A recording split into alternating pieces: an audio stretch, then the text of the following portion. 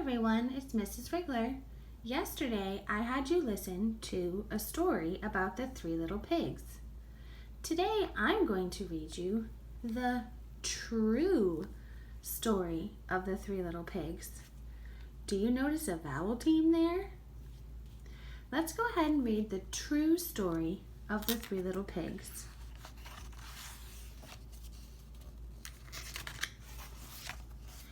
Everybody knows the story of the three little pigs, or at least they think they do, but I'll let you in on a little secret.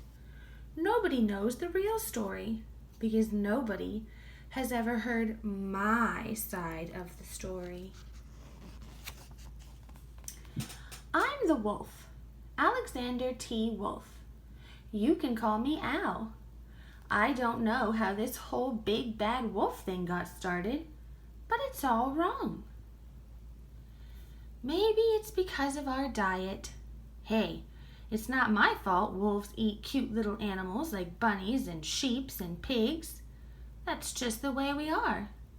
If cheeseburgers were cute, folks would probably think you were big and bad too.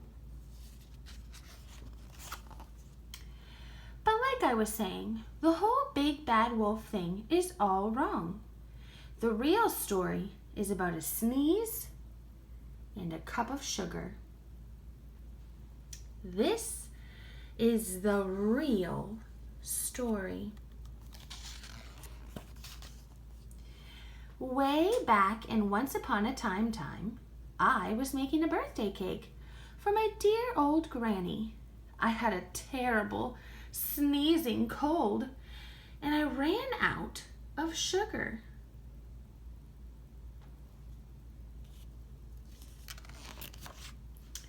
So I walked down the street to ask my neighbor for a cup of sugar. Now this neighbor was a pig, and he wasn't too bright either. He had built his whole house out of straw. Can you believe it?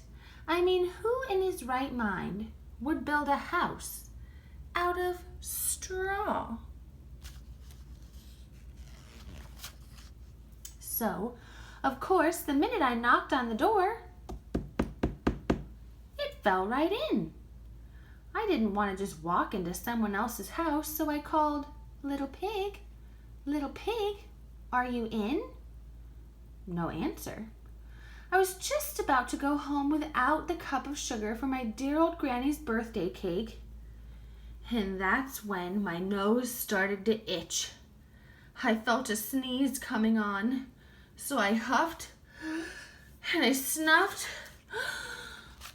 and I sneezed a great sneeze. Achoo!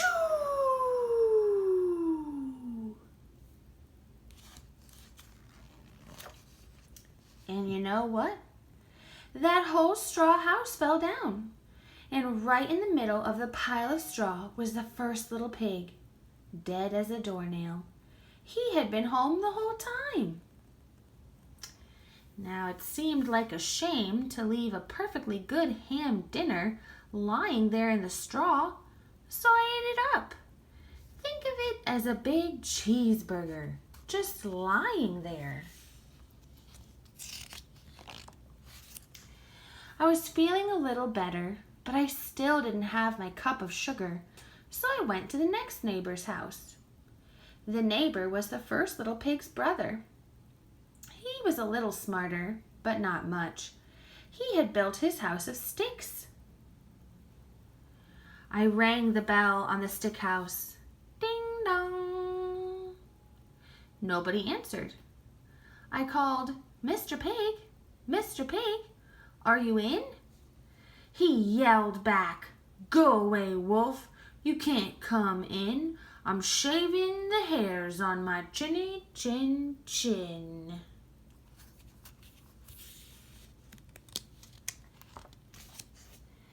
I had just grabbed the doorknob when I felt another sneeze coming on.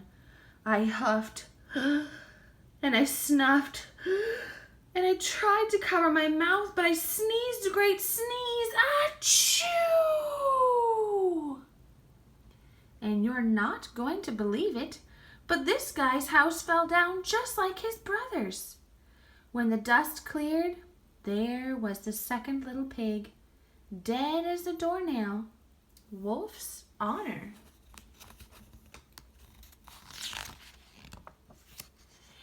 Now, you know food will spoil if you just leave it out in the open, so I did the only thing there was to do. I had dinner again. Think of it as a second helping.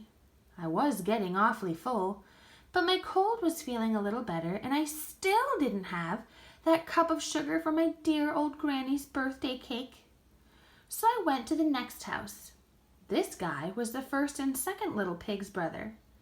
He must have been the brains of the family, because he had built his house of bricks. I knocked on the brick house.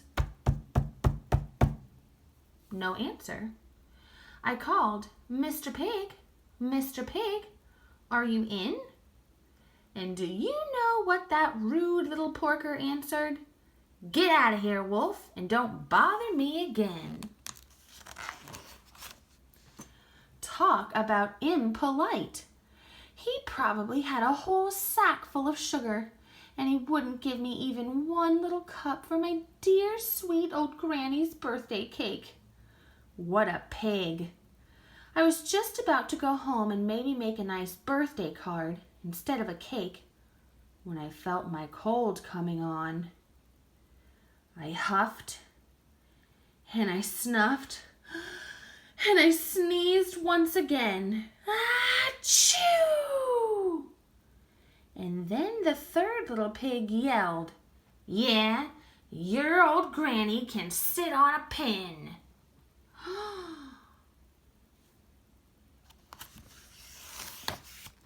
Now, I'm usually a pretty calm fellow, but when somebody talks about my granny like that, I go a little crazy. When the cops drove up, of course I was trying to break down this pig's door.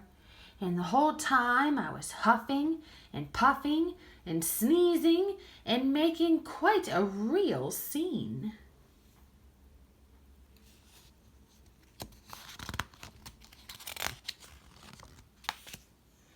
The rest, as they say, is history. The news reporters found out about the 2 pigs I had had for dinner, and they figured a guy going to borrow a cup of sugar didn't sound very exciting. So they jazzed up the story with all of that huff and puff and blow your house down, and they made me the big bad wolf. That's it. The real story.